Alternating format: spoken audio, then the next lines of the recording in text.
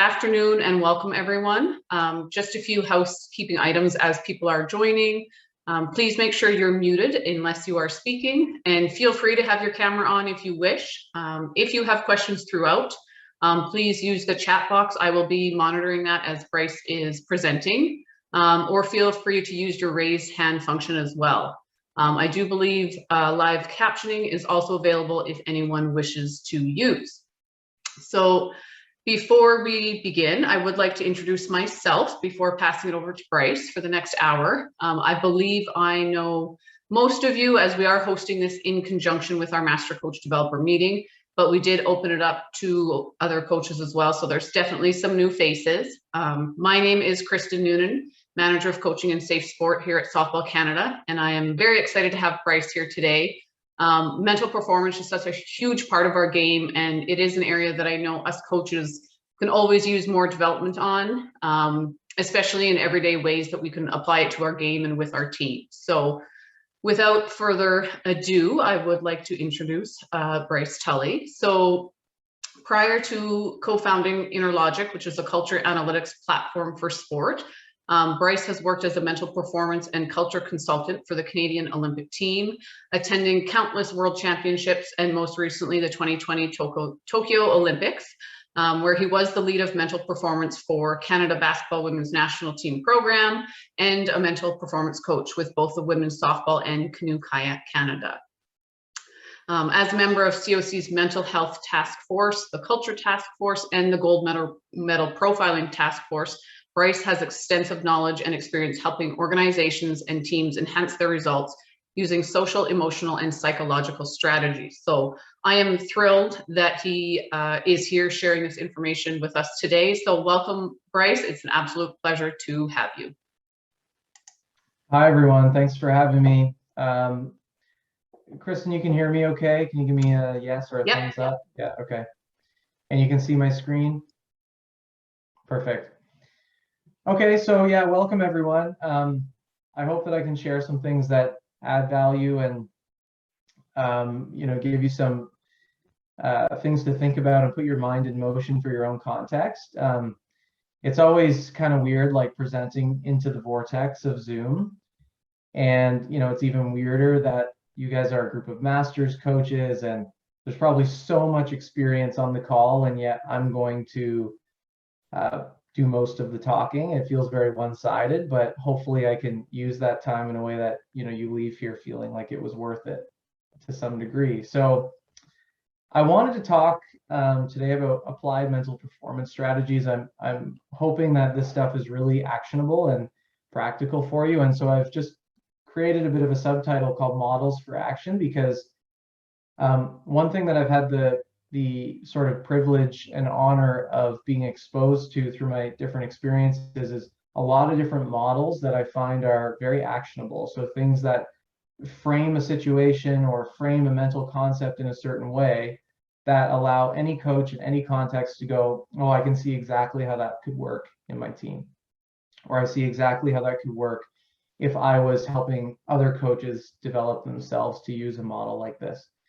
So in the background of this slide, you can see, hopefully you can see through the transparency, some images of some of the experiences that I've like genuinely just been super lucky and privileged to have had in my life.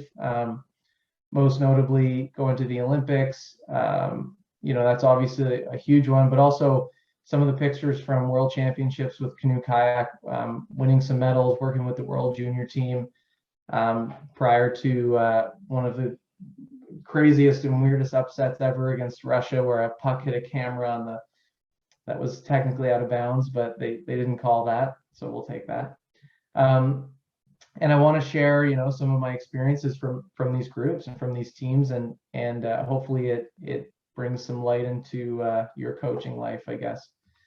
So the first thing that I wanted to share with you, if I can get this to work, is basically the mental performance profiling pathway project, which I was a co-author on and worked with a bunch of other really smart, well-respected mental performance coaches and consultants. And I just wanted to share with you, like right off the bat, hopefully something that's a really applied model so that you can start to think about ways in which you could use this terminology and package things in this way with the people that you lead and coach. And one of the things to pay attention to right away on the screen is the very top of the screen where it says mental performance as sort of the optimal or optimization strategy that you're really striving for by looking at all of these things in these circles.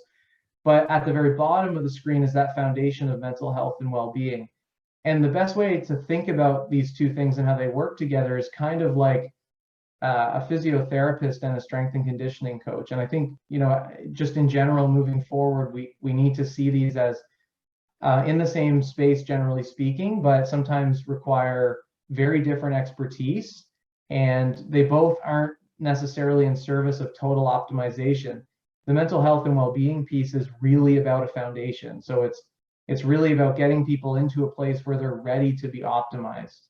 When you try and optimize high performance, mental performance strategies, and you try and build those things into a situation where athletes aren't ready to be optimized because they don't have that foundation, it can be really scary, detrimental, and not the best place to start. So I just want to put that in context, that mental health and well-being is always a piece of this puzzle. This model is very straightforward in that it's just basically divided into three buckets: fundamental, self-regulatory, and interpersonal. And you can see some of the pieces in there. And I'm not going to go through every single one of these pieces in detail, but I more so wanted to present you with a model that you could start to look at and figure out, how does this apply? And then I also wanted to present you with one of the ways that you can turn a model like this into action. And I know this is kind of small, but this would be an example of how you could actually measure in some way. It may not be as accurate as the stopwatch that you have in your hand when people are running around the bases, but nonetheless a mechanism of measurement for mental performance competencies. And so all we've done here is, if you look backwards at this and you look at the different pillars that are in the model, and then I flash forward again, they've just been translated onto a grid where coaches and IST have a chance to rate, athletes have a chance to rate, observations can be stated, and then any strategies you want to use can be put in there as well. And the only reason I share this is to say, like, these measures may not be bang on, as I said with the stopwatch, but the conversation that this type of thing can create is a really important part of the process, especially if you have an athlete who rates themselves as really high or really low, and then coaches and IST who rate them the opposite of that. Understanding what lies in that space in between is a critical conversation between coach and athlete.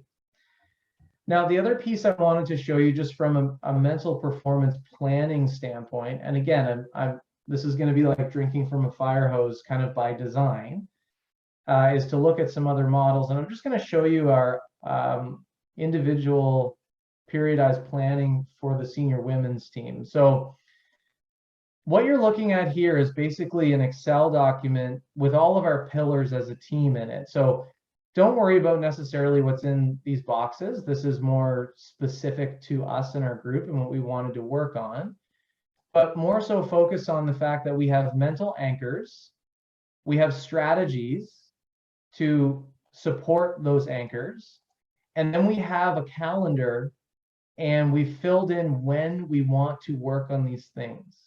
So when do we want to do vision setting? Well, we've mapped that out, into a particular slot, and we want to revisit it, and then we want to revisit it again a couple more times. This is a snapshot from many, many years of using this model, so some of the spaces are sort of incomplete, but I did want to give you a sense of, when you're periodizing the mental performance piece, you can fill a lot of stuff into this, simple things like mindfulness, simple things like journaling, simple things like leadership development or energizers, which are basically just team builders.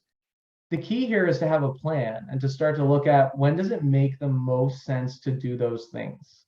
And can we build that out in advance so that when that camp or that competition is coming up, we know exactly what we've done, we know why we did it, and we know where we want to do it next, basically. So again, I think this is sort of a visual we're used to seeing in physiology, but it is something that we can apply in the mental performance space. Even if you only have 4 or 5 things over here, it could be goal setting, it could be culture building, it could be whatever you feel your coaching program or athlete program needs, and then you build it out. So what I want to do now, and again, I'm throwing those at you right off the hop because I wanted to show you the most applied things possible at the very beginning. And then I'm going to go through some concepts now that you might think to yourself, oh, I see how that concept might fit into a plan if I was to make our own periodized mental training plan. Or I see how that would fit into our model if we wanted to measure and rate athletes on that particular space. And one thing that, I should have mentioned earlier, but as you'll see as we go through is, if you're using a tool like this one as an example, or the Excel sheet that I showed you, you need to have really sound definitions of each of these terms. So you have to work together with your coaches and your athletes and any stakeholder involved and really agree on what do we mean by resilience. And you sort of have that resource ready. So when people are giving scores on resilience, everyone's talking the same language. And as I go through this, hopefully some of these concepts bring some language and some definitions to some of these terms that you can apply in your setting, because I have done some of the legwork on these terms. So the first concept I wanted to talk about in terms of applying mental performance in your environments is building a high performance culture.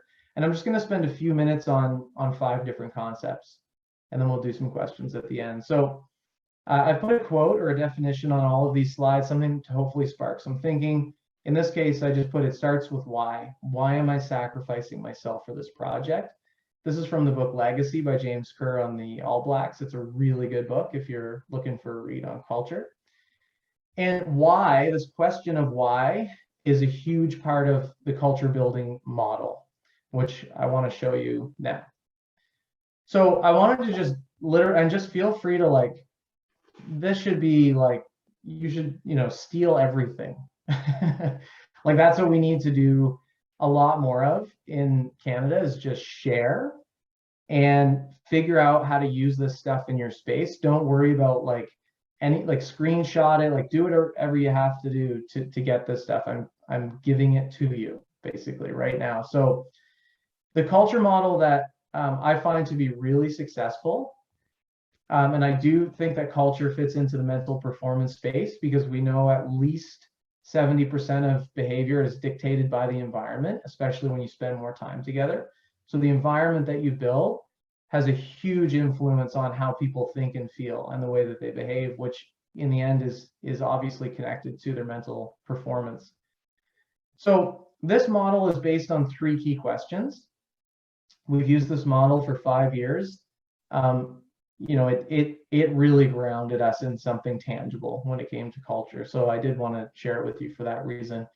The first question is, who are we? And this is represented by a fingerprint, because every team is distinct. You cannot copy and paste culture. You can't just take what other people are doing and slap it onto your team or your environment. It's not going to work. People are too complex. Every addition of a new member with a new personality trait or a new value system changes your culture. So the question is, who are we? And this is really defined by the identity of the team. The 2 top priorities I put in this space are establishing the values of your group specifically and the behaviors that you think match those values. And the third thing is style of play, how you actually want to show up when it matters. Those are the things that resonate most in athletes' minds and most coaches' minds when it comes to who are we as a team. What do we value and how do we play? That covers both on and off the field, on and off the court, however you want to look at it. So there's a lot wrapped up in that. The second key question is, where are we going? And this is represented by a compass because it's your vision. This is the setting of your destination and also the setting of your path. So you're painting a picture for where are we going right now as a group? And what does the path look like to get there? Not just what does it look like, when you open Google Maps from a sky view, but what is the terrain? What do we need to bring? what do we need to be successful on this path? Are we walking through mud? Are we going through rain? Is it -40 or is it +40? All of these things make a big difference in terms of setting that vision and pointing everyone's sort of compass in the same direction. The third question is, why are we going there? And this is the quote from the first slide that I showed you. This is defined by purpose, and purpose exists beyond the motivational spectrum. The motivational spectrum is all about me. So what drives me? Purpose lives outside of that in the sense that what drives me that's actually helping others. So motivation, again, it ends at the point of, I do this because it brings something to me, to my life, to my self-concept as a person, as an athlete. Motivation is important too. But when you're working with a team, not everyone's motivated by the same thing. So we need a sense of purpose that's actually much bigger than everybody. So it has to be bigger than the whole group. It can't be as nuanced as it drives one person but not the other. So the question here is, in service of what? What are we doing this in service of? And in service is very specific language, right? It's servicing some bigger group. The last piece here is, I would just say there's a fourth pillar that's probably not necessarily on the screen, but something to consider, and it's, where have we been? So, any change effort, any cultural shift that you want to make in a team, it's important to keep in mind not just the 3 questions you see here, but where has this group been in the past? Because if you don't honor the past, if you don't honor the legacy and the history of what's gone on, things can get really, really dicey. And you also just don't learn from what's gone on already, what might work, what people have tried. So a key thing I wanted to just drive home in the culture space is, a lot of people think culture is values. And I just want to, say one more time, culture is values communicated. The ending at culture is values means nothing. That's words on the wall. It has no effect on behavior. It has no proven effect on anything. Communicating values in a way that is built in action. I see there's 2 T's in my word action. I don't know why that is. Sorry about that. So communicated means you actually act in a certain way, or you have artifacts and symbols and things in your environment that reinforce the values that you have as a team. And obviously your values are things that are very distinct beliefs that you guys share as a group in service of a vision that you're all bought into. So again, to lean on legacy and the All Blacks, just as an example, here's a list of values that they have and the way in which they communicate them. And the more famous example from this is the value of responsibility being communicated by the most veteran senior players sweeping the shed at the end of a game, meaning they clean the locker room. Because in the words of the All Blacks, no one needs to clean up after the All Blacks clean up after themselves. So this is a way that value gets communicated and sort of passed down and kept as a legacy piece to players that come through the system. Now, we've done this as well. I've done it with many groups that landed in Tokyo. So I just wanted to give you an example of, identifying these core values, from a group that's closer to home versus a group that's as far away as possible in New Zealand. So this would be from our women's basketball team early in the quadrennial when we first did this exercise. So we had the acronym LEAP because we were trying to take virtually a quantum leap in the program into a new space.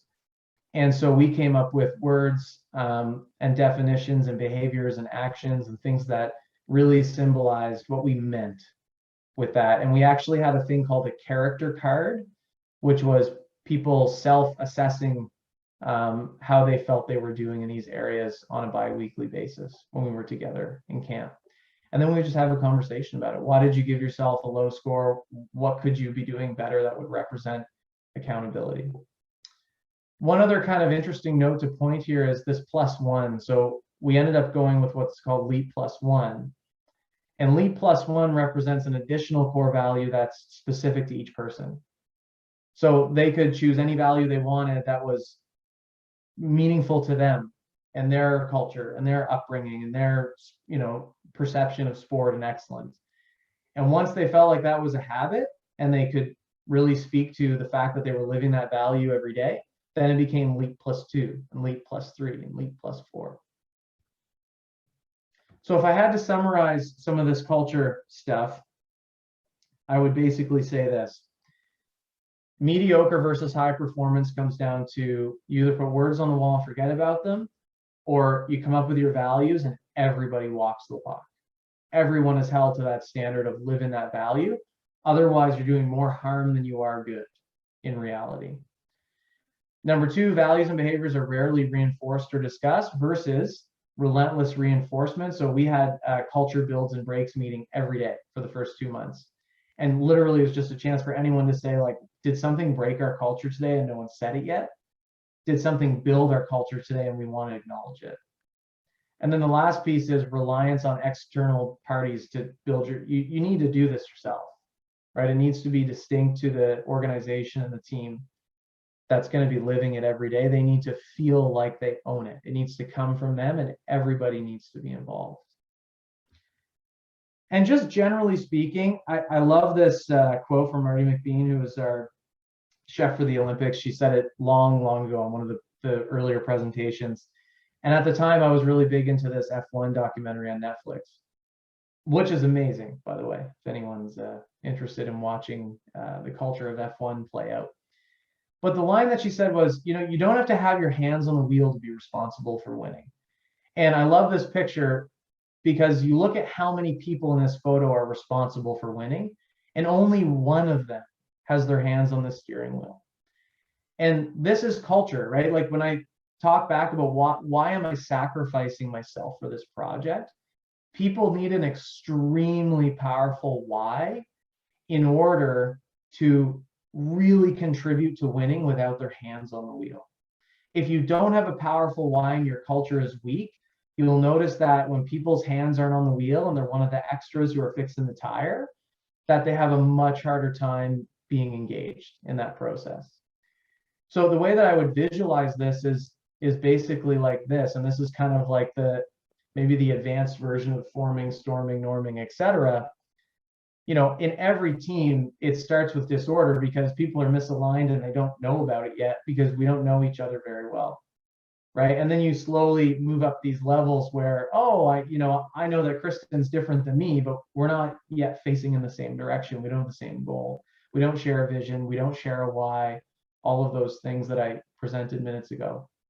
And then you start building your culture using those questions and you get to a place that's coordinated. So, you know, we're all different, but we're all facing the same way. And this is where medals are won and lost, is between coordinated and collective. Most groups can get to coordinated. All groups, I would say at the highest levels, get to coordinated. The jump from coordinated to collective, and collective being we're all pointed in the same direction and one person is in a position that's lower on the hierarchy than somebody else, and they're absolutely crushing that role. That is the difference between medal and no medal. How do you get people to feel like they're responsible for winning, even when their hands aren't necessarily on the wheel? And what I mean by that is, who's the person who's not up at bat when they would really like to be, maybe in their mind's eye, or feel like they deserve to be? Your culture is what dictates how people feel in these situations. So, you know, everyone's going to ask themselves at some point, is the discomfort that I'm feeling emotionally right now, being in a lesser role, worth it? And the only way to answer yes to that is to have a really strong culture, a really strong purpose, a really strong identity as a team, something that's bigger than the individuals. The last piece I would say is, you know, whenever you're leading a team of people that's more than, you know, a couple, so softball for sure, you've got lots of people in a culture, in a team, in an organization, you have to have role meetings. The number one mystery in the eyes of most players is, what is my role? They're actually not, in most cases, uncomfortable being the second, third, or fourth arrow, but they really need to know that that's where they are. And sometimes as coaches, it's an uncomfortable conversation to tell people specifically where they fit. And the timing of that, when you think of the periodized plan that I showed you, it has to fit in the right time. You're not doing that the day before the big game. You have to do that well in advance so that people can start to go from resisting their role to accepting their role to mastering their role by the time they get to that event. And that process takes time. It takes nurturing as a coach. It takes lots of corridor conversations about the little mood that they had in practice, or things that show up because they're a little dissatisfied, and coaching them through that. But you have to do what it takes from a high performance standpoint to be in the collective state if you're going to outperform a bunch of other people whose entire focus is to outperform you. So it is an important piece to get to. The second concept I want to talk about is resilience, because I feel like everyone uses the word and not most people know exactly what it is that they're saying or why it's so important. And I think that's good and bad. It's good that I think the world of sport has embraced resilience in such a big way. And it just gets a little muddy when you think about, well, what's the difference between mental toughness and resilience? And what kind of environment should I create to create resilience athletes versus mentally tough athletes who maybe don't speak up when they're not feeling right or when something's off, and we view that as toughness, but really it's really not resilience at all, right? So we got to separate, I guess, between these two things and just be really intentional with what we mean when we say resilience as part of a mental performance plan.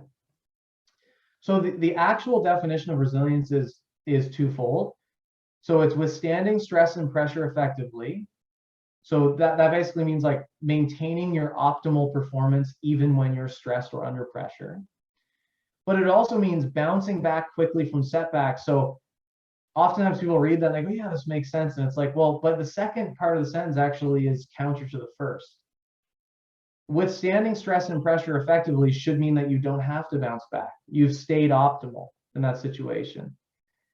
But really, resilience is both. Your initial goal is to stay optimal at your absolute best, despite the adversity and the pressure. But when you don't, or if you don't, it's the ability to bounce back quickly from that setback. And then the third fold actually is to use that adversity as an opportunity to be better than when you started. And that's a fundamental part of resilience. If you really are resilient, it's like cartilage. You are stronger, more equipped, more skilled, whatever you want to say, more competent at something because of the adversity. If you end up in the same place or worse, then really the definition of resilience hasn't come through. So we can look at it this way. It's two things initially. It's withstanding pressure, maintaining optimal functioning through challenge and adversity, and it's bouncing forward when that doesn't happen. Obviously, you want the first one to happen and you do a lot to prepare for that. But as we know, everyone has a plan until you get punched square in the face, and then resilience, has to come into play. So again, this definition, it really matches what you're seeing there. So I often use this visual just to try and create something that's a little stickier to remember when you think about what the first part of resilience is, withstanding pressure. This weather person has done a lot in preparation for this moment, if you really think about it, not to be taken for granted. So, they've put on like protective gear, they're changing their posture, they're doing a lot of things physically to sustain their balance, etc. But at some point they fall, right? And so you have to bounce back, and you think, well, is that because this person fell, does that mean they're not resilient? No, right? Like, of course, these are unique conditions. And oftentimes in sport, when you go into the highest pressure situations, there are unique conditions. It could be literally just about anything that shows up that you weren't necessarily planning for, right? So once the fall happens, now we're into step 2 of resilience, which is bouncing forward. And I love it because this person actually goes forward. They move further ahead than where they began from that fall, right? He leans in even harder because of that fall. So I want to show you the model of bouncing forward, because I think just the visual of this alone represents a sort of powerful process. And if you ever think about a lacrosse ball, like in gym class when you were younger, and you couldn't quite comprehend like how that ball bounces the way it does. It takes this giant leap, like every once in a while when it has the most spin on it. That's what I think of when I see this model. We all start out with goals, and when we have goals, we tend to raise our performance as long as those goals are meaningful to us. So our intensity and our focus is going upwards. And then we get blasted by some adversity, like we just saw in that image. And that adversity could be just about anything. Your two best players could get injured in the practice right before the big game, right? So we all had this goal, and now boom, here we are. The adversity tends to take teams down, both emotionally and how the morale and the mood of the team is, but also in the sense that they're for a moment in time going away from their goals. And that's okay. That's part of the resilience loop.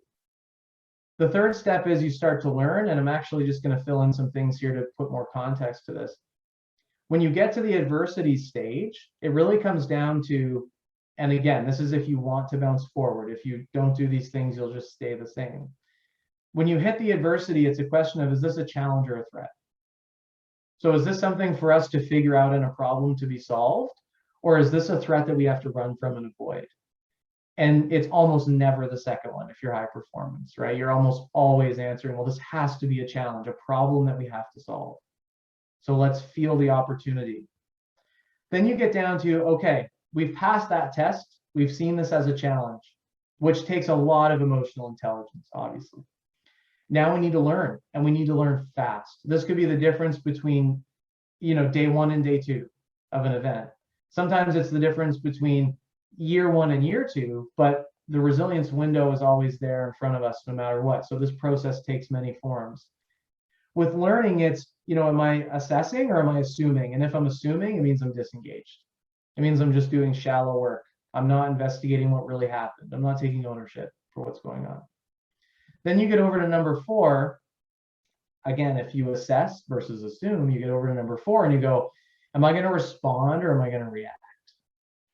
So if I'm responding, it's very mindful, it's intentional, it's deliberate, it's a forward move, it's a toward move toward our next goal. If I'm reacting, it basically means that I'm not putting any space between stimulus and response, right? It's like hand on the stove. I'm just doing what naturally comes to me first. It doesn't necessarily mean it's the best thing. All the problems that we solve in high pressure, complex situations are not your hand on a stove. They actually need a lot more thought than that. Now, if you can make it through that loop, it's almost guaranteed that the next action you take is ahead of where you started. Because if you think about it, you've learned a new threat that could get you, and you've started to make a plan for that. You've gone to stage 3 and you've gone, well, what caused that? You start to eliminate those from your repertoire. And now you're responding in a way that takes into account all that new information. You must be in a better place. I hate the term bounce back. Bouncing back is like, let's get back to where we were before. Let's be better. Let's actually go a step further and make sure that we're ahead of where we were before. The next concept I want to share with you is psychological flexibility. And you can probably tell I'm kind of toggling between sort of big team concepts and some individual concepts, but most of these things do apply both to teams and individuals. That's one of the most challenging parts of these things. Psychological flexibility is basically defined as being able to contact the present moment fully through changing or persisting in our thoughts and behaviors designed to optimize, and this last part is so key, performance in context. Performance in context is the notion of embracing that there is no cookie cutter approach to anything. So, this is the case of like, well, we've got our, what's it called, batter's box routines, and we have this locked in, and no matter where we go, we've got this with us, and it's great and it works. And then you show up somewhere and they don't have a space designated for this, and that just starts the train of people being a little bit thrown off. Well, but we have this thing that we have to do in between each at bat, and I'm not sure where that happens now, and the clock is broken, so Someone's now manually counting the time between pitches. And all of these things start to add up, and you go, well, I just perform. I don't perform in context. I just have the thing that I do and I do it. It's actually called categorical thinking. So we have a way of doing it. We put it in a category, and now we just try and apply that category to every new situation. So what we do is we end up looking for that category in the situation versus looking at the situation. And a lot of times they equal out. So your behavior or thought process or routine works, but sometimes they don't. And that's where you need to be flexible. It's like, have you ever brought your work self home? Like you left work and you're in a mindset, and then you get home and you're stuck in that mindset, you don't know it. And you're talking to your partner like you're at work with a colleague or they're your employee. My dad was a principal and he always used to do this, and my mom would always tell him, like, I am not like a teacher. This is not school. Like, we're married. This is categorical behavior, right? You just get too tunnel visioned into I'm one thing, I have one way of doing it, and I don't notice when context changes. And therefore I don't have sort of this aura of flexibility to go, there's multiple parts of me. I have my work self, and then I need to transition and notice what's needed at home, and I need to be a different thing. But sometimes we just lump it all together and we try and be one thing, and we reduce our flexibility. Some ways that I've worked on psychological flexibility in the environment, and I just want to give you some exercises for this, is this very simple overlapping Venn diagram of something you're challenged by and grateful for. Where do those things meet in the middle? Because if you're feeling like something's challenging you and you never find why you're grateful for it, you're inflexible. Your perception is locked into the fact that it's a challenge. There's nothing good about it. So the sentence at the bottom helps weed that out. So you go, well, right now I'm challenged by blank because blank. And then that big capital and I'm grateful for it because some other reason. You've just doubled your flexibility by adding the gratitude onto the challenge. So when we were stuck in Tampa for 60 days, couldn't go anywhere except our hotel rooms. We watched 3 rounds of the Tampa Bay Lightning playoffs from our hotel rooms in isolation. Never once got to do anything other than that in association with the playoff run of the Lightning, because the COVID protocols were so strict going to the Olympics.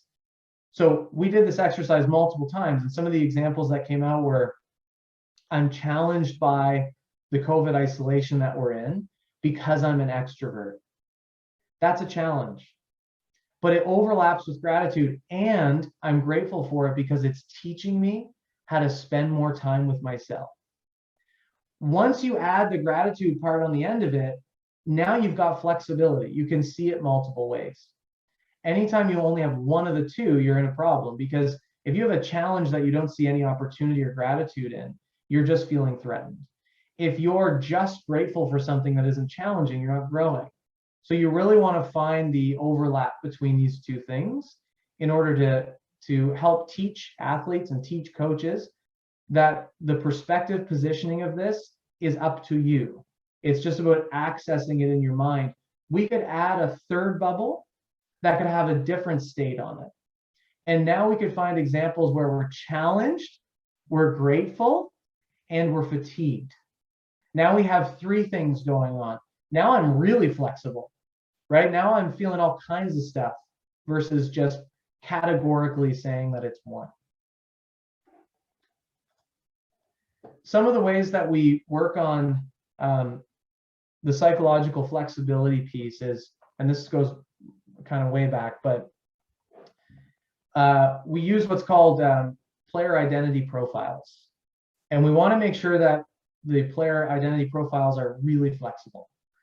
So you're never just thinking of yourself as categorically good at one thing or getting narrowly focused on, if this isn't working, I'm not working type thing. So, this basic question, to be at my best with the team, I need to be the type of player who is, and then you can come up with what you want, but it has to be a minimum of 3 and a maximum of 5. And they have to be quite different from each other. So, in Miranda's case, She's creative, decisive, and courageous. And I would ask, well, what if we took away one of them? Right? What if we took away courageous? What would that look like? And now we have to solve a problem where, say, courageous isn't showing up. Well, I'm still decisive and I'm still creative. What could I do with those resources? And you start to toggle the fact that if one of these isn't clicking, there's other ways in which you click, and kind of funneling and focusing your attention on the many facets of how you can show up creates a more flexible athlete versus I better be this or I'm nothing, right? That's just a very, very constricting space.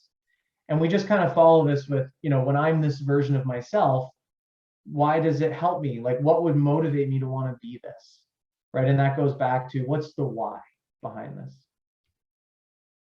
The last piece I wanted to share on the psychological flexibility concept, and then I think we just have 2 concepts left, is this model of behavior that for me just fundamentally shifted how I approach my high performance things in my life. So, most of us, if we're left to our default mode, like our default way of operating, will behave in this way that you see on the screen. So say someone who, means a lot to me, gives me some big compliment in the morning, and now I'm just feeling so good.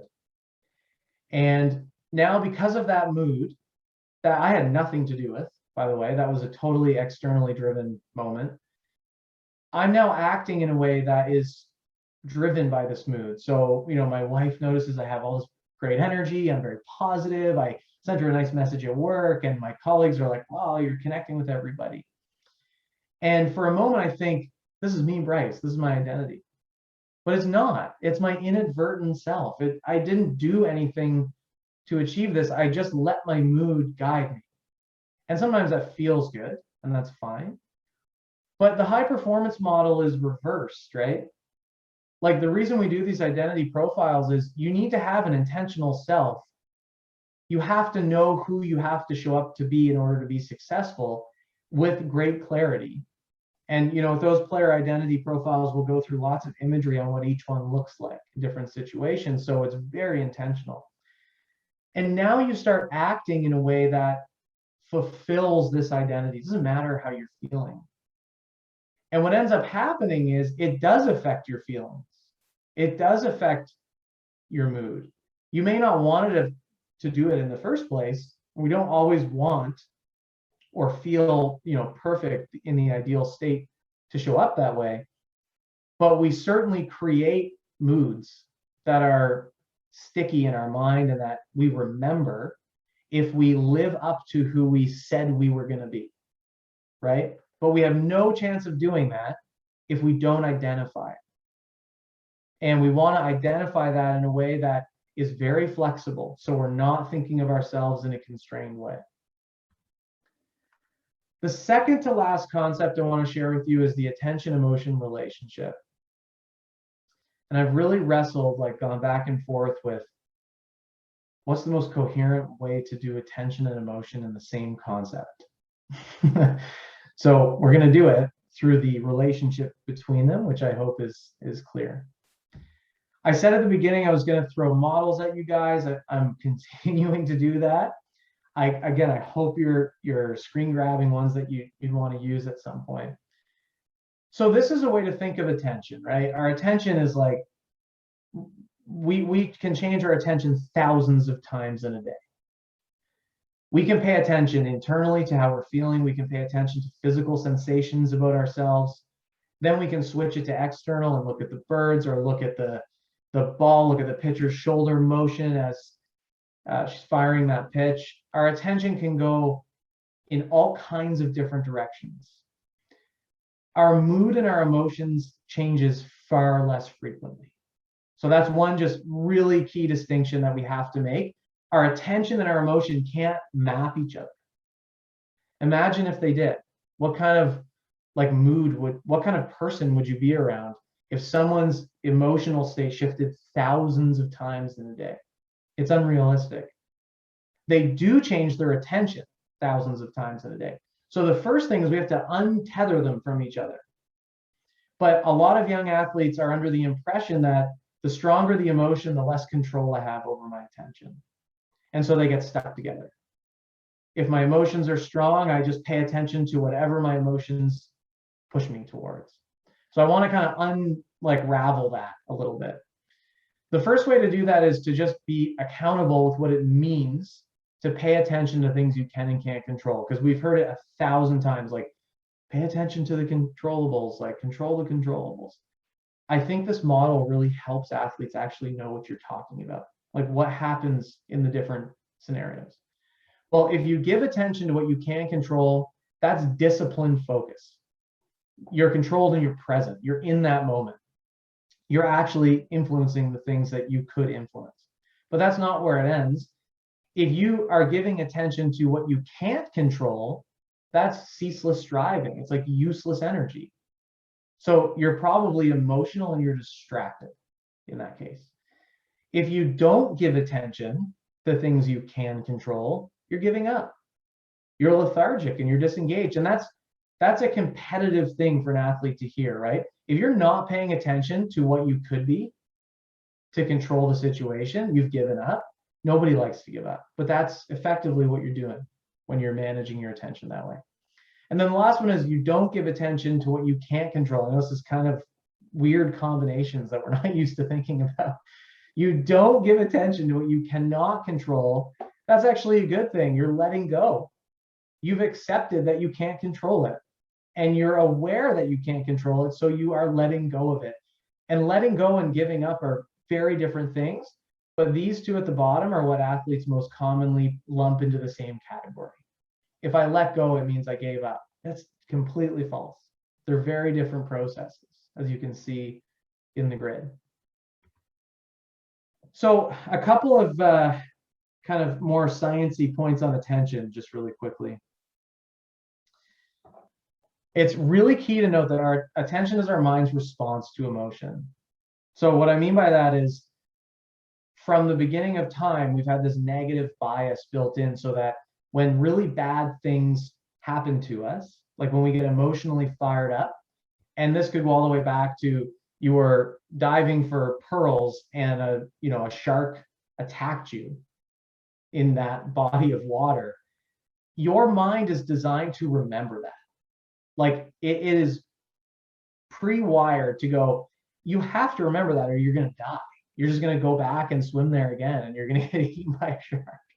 So we have this negative bias built into us where we're more likely to pay attention to and to remember negative things, okay? We call them ants. They're like automatic negative thoughts.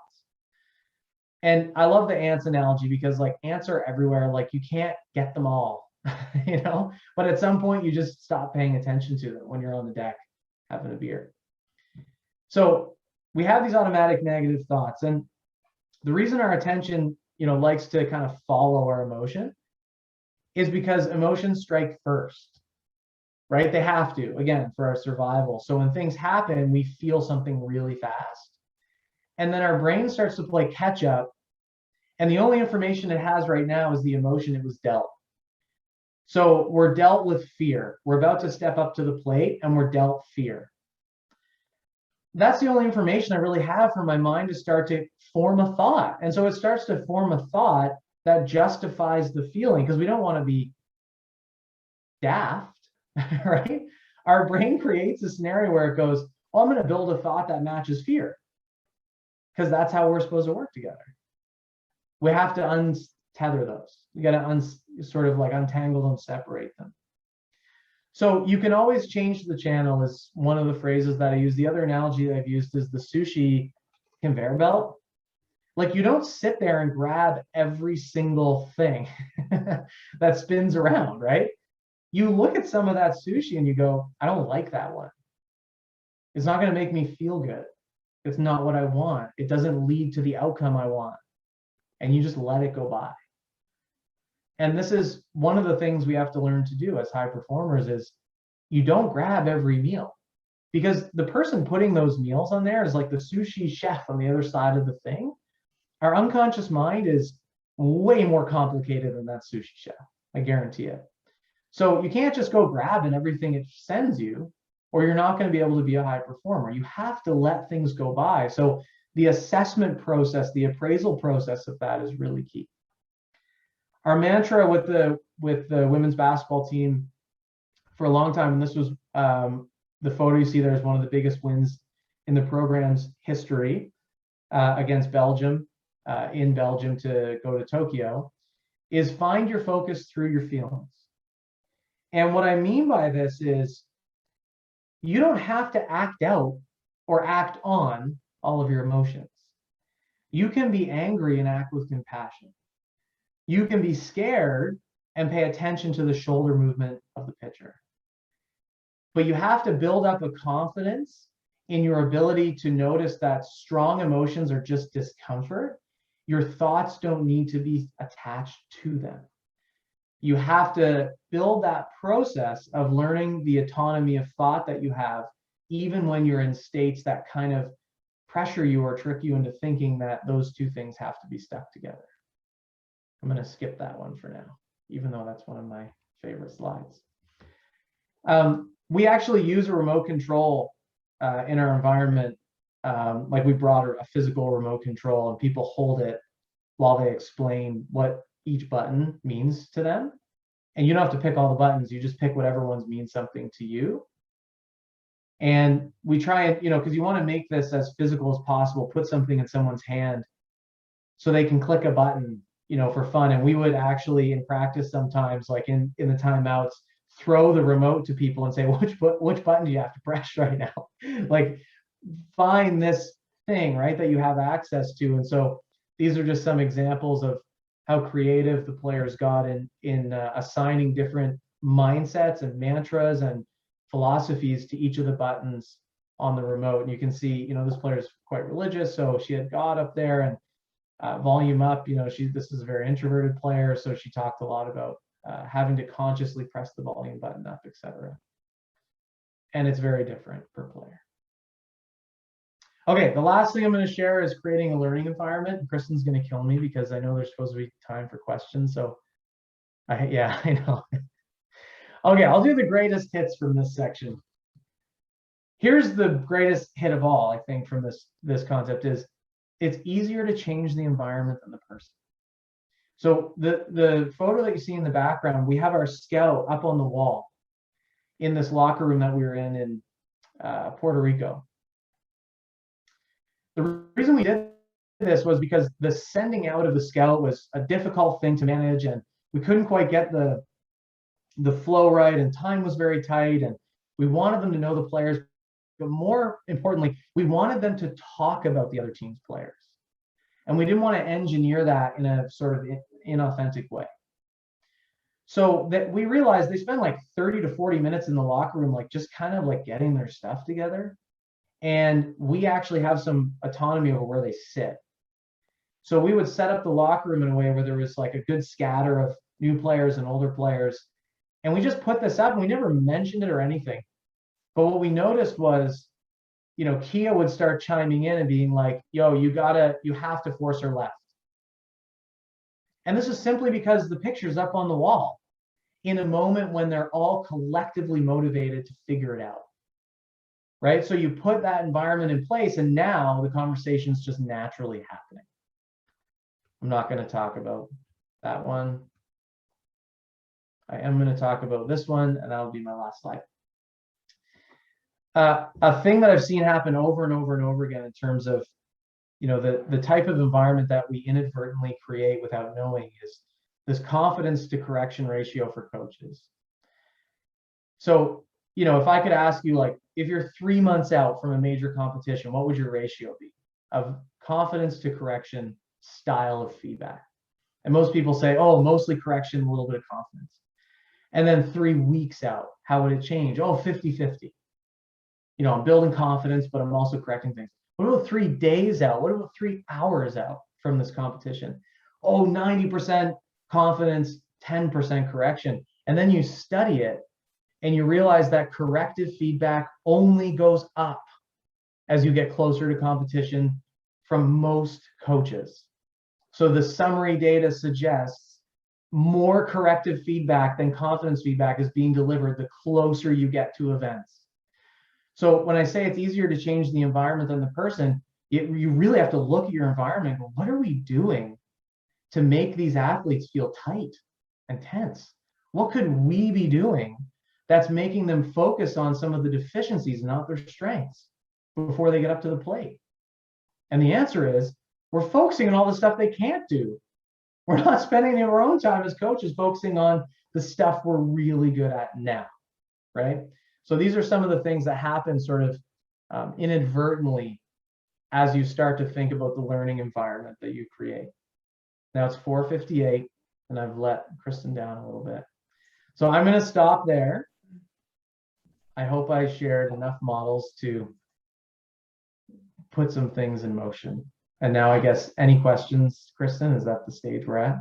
Yeah, I think, first of all, that was fantastic. We just have a few minutes left before we wrap up, but I mean, I know I was taking a bunch of notes and I was drawing and I was taking pictures of some of it. So I think it's fantastic and it's been a wealth of information. I don't see a whole bunch of questions in the chat box, but I know there was kind of a quick one that if someone's working with an athlete who presents more of a fixed mindset, are there some just quick little things to help with that, to help them see maybe that little bit more of a growth mindset? So working with an athlete and they're, oh, I can't do that, or no, I can't hit off field, or, you know, something like that. Any quick fixes for that fixed mindset type athlete? Yeah, I mean, the word yet is really important. You know, it seems subtle, but they have to live, they have to sing their own mindset into existence.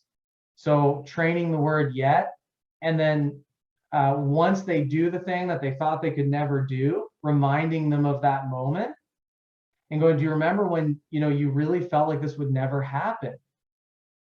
How did it happen? Let's go back and look at what it took, right? So I think those are simple little fixes. And then again is, you know, finding some of the athletes, teams, performers that they would really look up to. And if you can find any examples or content that let them know that, you know, those people are working really hard to build those skills. You know, one video of Steph Curry for us with one player, and the process, the rigorous process he went through in his summer camp to work on his vision as a passer, totally changed her mindset on, you're just born a good passer or not, right? She thought Steph Curry was like God's gift to passing, but that's not the case. No, I think that's fantastic. And I think I love that we were on a session not too long ago, and that was what they were saying is that most powerful word is yet. You know, I can't do this yet, or not yet. So I think that's fantastic. That was great. So we are getting close to time here. So I am going to wrap it up. And I just have to say, thank you, Bryce, for sharing that wealth of information on mental performance. It was amazing to kind of see the science and concept behind it too. And also how it relates to, you know, we do a lot with our YTP and we focus a lot on the technical, and it was really nice to see how that mental side of things has to be incorporated in that as well. So a whole new perspective, and it lends well to our mental skills section within our own athlete development matrix and our gold medal profile. So thank you, Bryce. Thank you for to everyone for participating. I hope that you were able to take something away from this. I know he provided a lot of information. We are recording and it will be available on our Softball Canada website probably next week if you do want to view it again. But yes, thank you again for the information. And hopefully you can all take something away and apply it right away. So I'm going to pass it over to you, Bryce, for a final word. And I just want to say thank you to everyone and take care. Yeah, no, I just say thank you for listening. I mean, I was fully intentionally putting as much on the wall as possible here in hopes that people could grab it and start their minds moving themselves. If we could do a workshop where everyone's involved all the time, we have hours and hours, that's great. But yeah, I wanted to throw as much out there as possible. So good luck, and hopefully it can be sprung into action in your guys' context. Awesome. Thank you, Bryce. Okay, thanks everyone. All right, take care. Bye.